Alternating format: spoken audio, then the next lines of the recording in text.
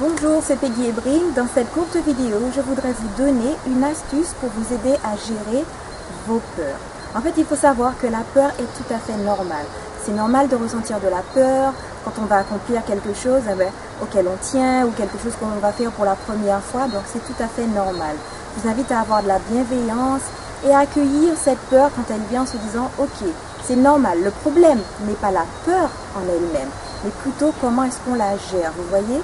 On a tendance à labelliser la peur comme étant le mauvais garçon, la chose à éviter. Et en fait, on se dit, en tout cas beaucoup de personnes se disent, je ne pourrai faire telle chose que quand je me serai occupé de ma peur, quand j'aurai fait disparaître ma peur. Et en fait, et c'est ça le problème, il faut réapprendre à avoir une relation différente avec la peur. En fait, il faut réapprendre à écouter et à avoir une relation différente avec la peur. Il faut savoir que la peur n'est pas l'ennemi. Si on regarde bien, la peur est une émotion. C'est une émotion comme les autres. Et pourquoi pas ne pas se dire que la peur est une émotion au même titre que la joie ou l'amour.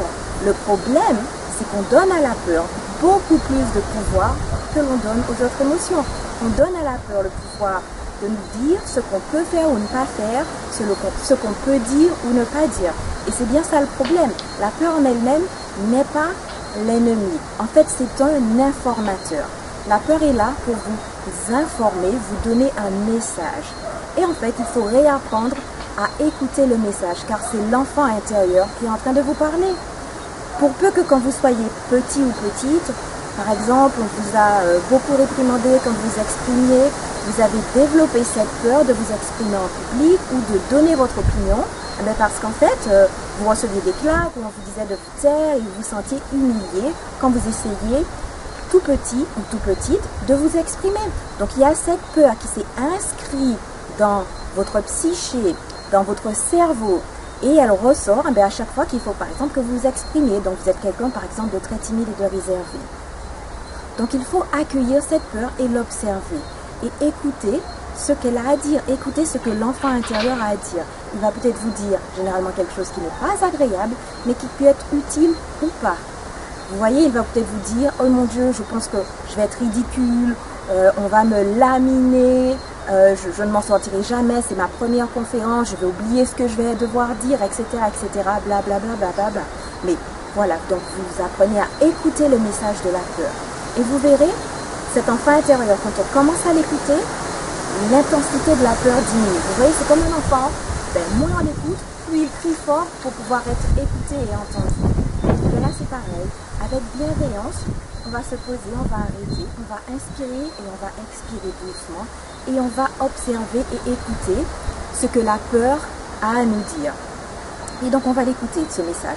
Et après, on sera à même de décider, ok, je t'ai entendu, je comprends, mais voilà, est-ce que ce message m'est utile? Est-ce que ce message va me permettre d'avancer et d'obtenir mon but ou pas?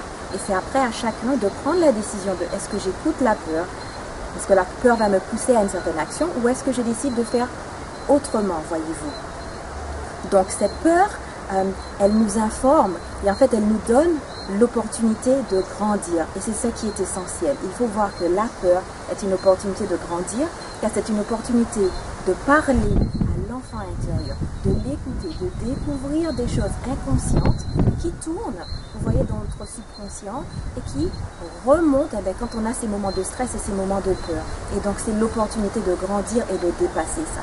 Et donc c'est l'opportunité d'accueillir et d'embrasser qui l'on est, nos forces et nos faiblesses, et de dire, voilà, je sais que j'ai ça qui tourne en moi, alors est-ce que je laisse ça me dominer ou est-ce que je vais réussir à apprendre à gérer et à me traiter avec bienveillance et amour afin de dépasser cela. Voilà, c'est ce que j'avais envie de vous dire.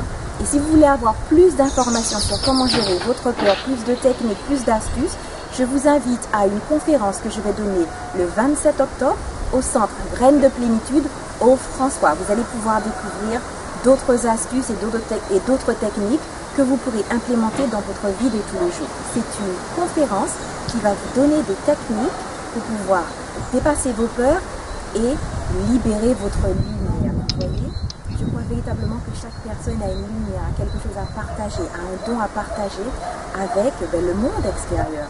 Et donc, si vous avez envie d'apprendre à utiliser la peur comme une opportunité de grandir et de libérer votre lumière, eh bien je vous attends à cette conférence le 27 octobre à 18h30. À très bientôt, bye bye!